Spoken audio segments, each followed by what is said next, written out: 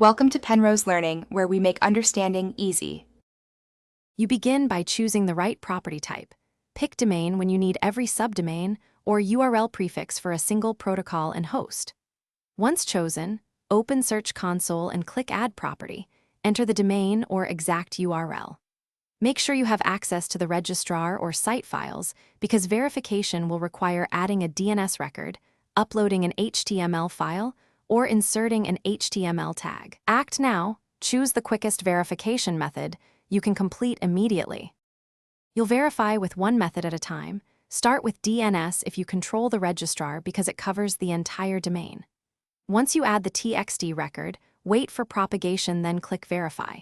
If you upload an HTML file, place it in the root and test the public URL before verifying. If you use the HTML tag, insert it into the head section and keep it there. Removing it later will invalidate ownership, so make sure it stays. Once verified, submit your sitemap to speed indexing and review the coverage and enhancements reports to find immediate issues. Make sure you add users and set permissions for collaborators and select any preferred settings. If verification fails, don't panic.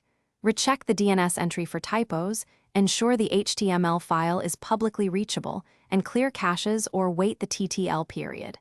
If you still can't verify, try an alternate method, or contact your hosting or domain support for exact access steps.